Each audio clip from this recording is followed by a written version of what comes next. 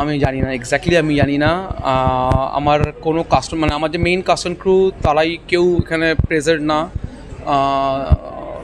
কিছু দু একজন বাইটস দিয়েছে, তার মধ্যে একজন প্রমোশনে এসছে, এছাড়া আর কাউকে আমি সেভাবে সাপোর্টে পাইনি এখনও অবধি, স্টিল নাও।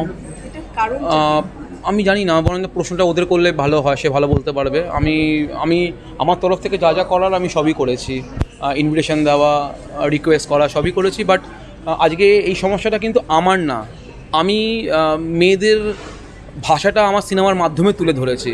তো এখন আমার সিনেমায় মেন প্রোটাগনিস্টই মেয়ে, এবং তারও সাপোর্টিং আরও অনেক মেয়ে এই সিনেমায় আছে, কিন্তু তার মধ্যে যে মেন প্রোটাগনিস্ট সে একজন মেয়ে প্রতিবাদী মুখ হয়েও আমি জানি না কী কারণে এই কজটাকে সাপোর্ট সে করছে না, কেন আমি জানি না।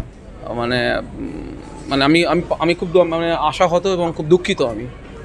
আমি ঠিক এক্স্যাক্টলি সঠিক ব্যাপারটা জানি না যে সে কেন, বা সে যদি ব্যস্তও থাকে বা সে যদি কোনোভাবে যে কোনো কারণে ব্যস্ত, কিন্তু তাই বলে সে একটা ইয়েতেও আসবে না, সেটা আমার কাছে খুব মানে দুঃখজনক।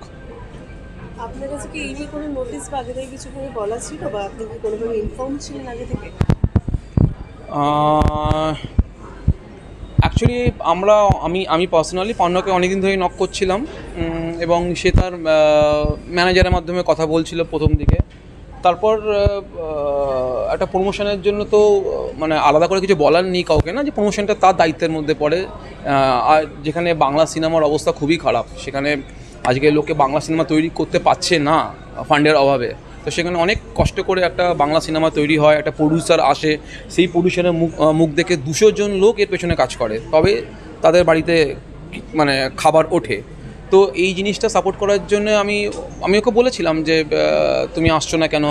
তো আমাকে বলেছে যে আমি খুব বিজি আছি, বা আমি শুটিংয়ে থাকবো, বা আমি থাকছি না কলকাতায়, এরকম দিয়েছে। কিন্তু আমার মনে হয় না এটা কোনো যুক্তি হতে পারে, যেখানে ও মেইন প্রতিবাদের মুখ, এবং আমি এমন একটা টপিক নিয়ে কাজ করেছি যেখানে মানে আজ পর্যন্ত আমার মনে হয় না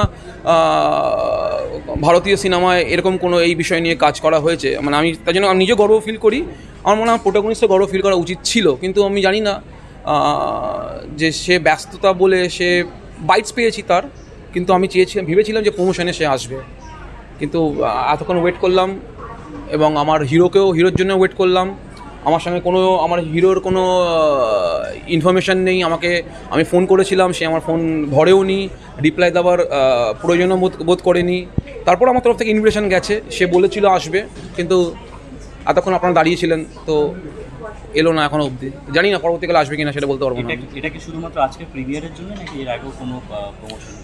না, কোনো মানে যেটা ফিজিক্যাল প্রমোশনে তো আসেইনি। হ্যাঁ, খালি একজনই এসেছিলো ফিজিক্যাল প্রমোশনে, সেটা রূপাঞ্জনা এসেছিলো।